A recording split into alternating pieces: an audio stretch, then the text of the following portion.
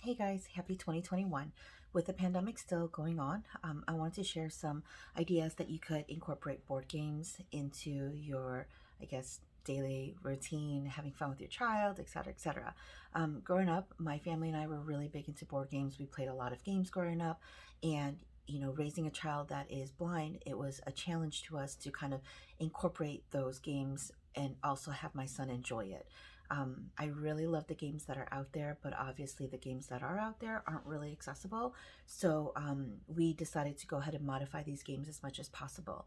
So to kind of prepare you guys, this is going to be a 3-part video series, just so that I don't bombard you guys with an overwhelming video that's like 30 minutes long.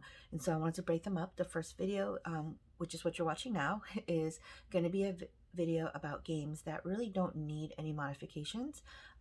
You could add modifications to it to improve the gaming experience, but it's really not necessary to play the game. I'm also going to show you a couple things that are already out there that are brailled, so you could find these on Amazon, on Target.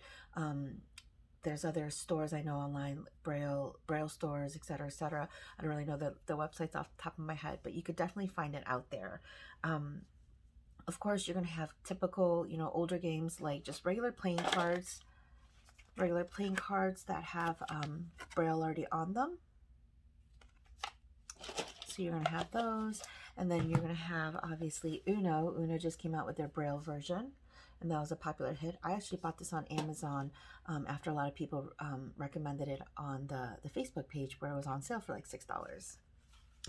You also have the Rubik's Cube that comes with tactile elements on it, so that each color has a different tactile representation, so you could actually maneuver and match things up based on the 3D, I guess, feeling on it instead of the actual color. My son actually loves this pinball game. The pinball game is an enclosed plastic game. It has a little, I guess, trigger. And when you pull the trigger down, a little metal ball lines up, and you let go of the trigger, and then it shoots the metal ball into one of the little plastic pockets.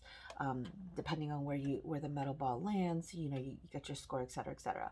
My apologies on the light. I'm trying to do a ring light to get you guys the best image possible. With the pinballs, this one in particular is not accessible, only because it is enclosed, but my child does love playing it because he does like hearing the metal ball land in different areas. Because the metal ball, it's a heavier ball, it's really easy to hear where it lands. Older games such as pegs are really good. You really don't need any modifications for that. These are also really good for fine motor skills. To expand on that, you could also do the LiteBrite.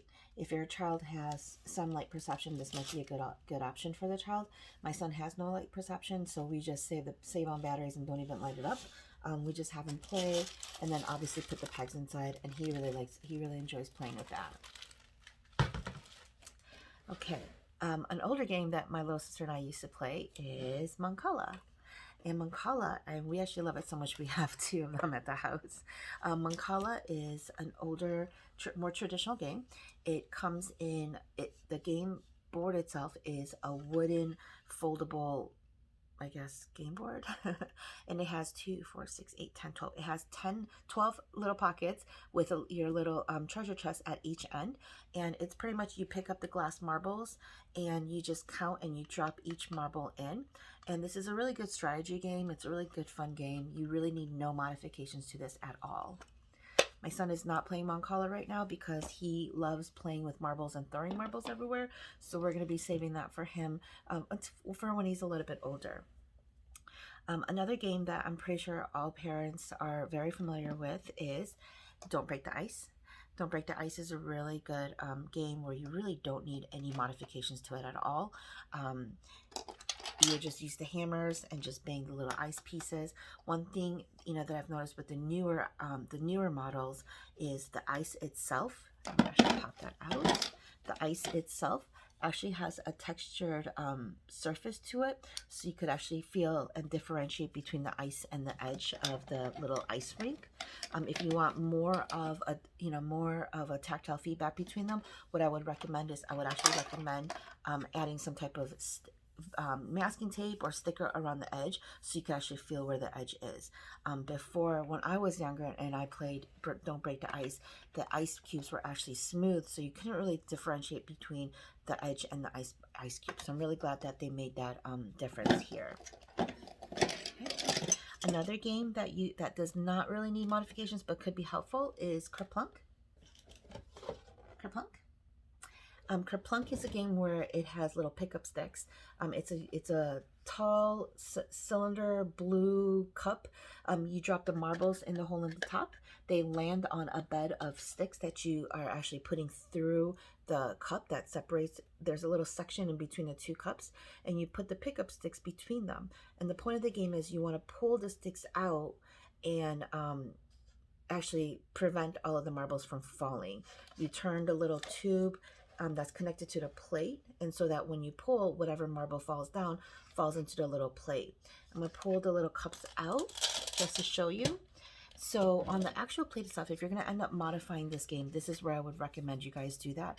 So on the actual plate itself, it has slots number 1, 2, 3, and 4, and that just pretty much shows you like, hey, this is my little section, so whenever you rotate the cup, the marbles will fall in your particular section. So what I did is I actually added both Braille to where the numbers are, and it's showing up backwards for some reason. So I added little Braille, and then I added little rubber bumpers so that you could actually count it as well. So if your child does not know Braille yet, he or she is still able to count the little bubbles and determine what spot that is. So for example, number 2, I have it in Braille 2, but then I also have the little bumpers on it so they can count that this is spot 1 and 2.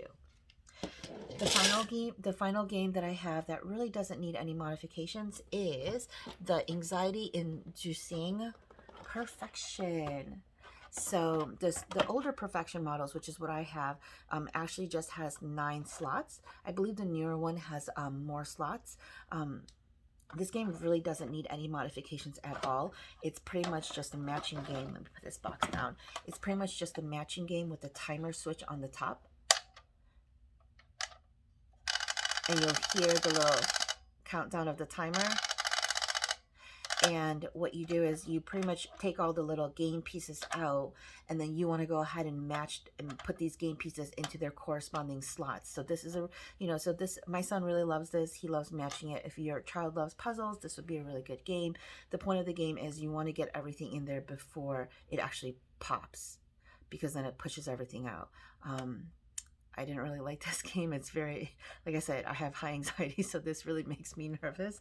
But my son really likes it, and he really likes the timer countdown. So he thinks it's fun, so we have it in the house. So if you're planning on doing some game modifications in your house, there's some things that I would definitely recommend you should invest in. Keep in mind that, modifying games, it's not really that expensive, and it's not really that difficult. I would say, if anything, it is probably the most it's probably more time consuming than anything. I know that there's companies out there that do modified games. There's people out there that sell modified games and sell modification kits, etc., etc. But these are a lot of these things you could do at home, especially for like the younger games, the ones that are simpler. Depending on what materials you guys have. What I would definitely recommend is buying, this is single-sided foam tape. And this one, I believe it's 2 millimeters wide.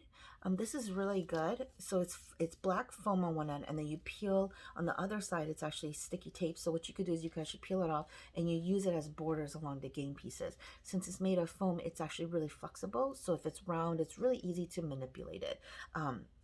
My TV actually uses duct tape or washi tape, I think it's called, and it's a little bit thinner. You're still able to differentiate between the little borders, but I really like the foam tape better just because it does have a higher, it is a little bit higher. So I'll definitely recommend in getting that. Another thing is obviously my rhinestones. I love rhinestones. This is really good feedback. It's also really easy to braille using these rhinestones. These rhinestone stickers actually come connected to each other, so it's really easy to use them as braille. If you want to use them for something else, you could actually just snip it and cut it, and it's good to go. Another thing that I buy on Amazon is I do buy these customizable spinner toys. So this is just, you know, it's plastic. It has a spinner that's split. It's a circle that's split into 6 pieces with the little spinner arrow in the middle, and you can really modify this to whatever you want, and I'll show you why this is important when I show you the other modified games in my next video. Another thing is I do invest in getting bigger dice. I buy these dice, and these are pretty big. These are just blank dices you could buy on Amazon. They're pretty cheap. I believe I bought 6 for under $10, under $8. Each side of the dice actually is an inch, and so these are really easy to braille something and then just cut it and then stick it on. You just rub it with some rubbing alcohol and then stick it right on, and it's pretty much it's set. So, you know, I hope that this was really helpful, and I hope you guys enjoy the next videos where it is a little bit more intense modifications, but I think that your children would really enjoy it. If you have any questions or feedback, or if you want to see a particular game modified, please feel free to reach out to me. Other than that, have a good night, guys.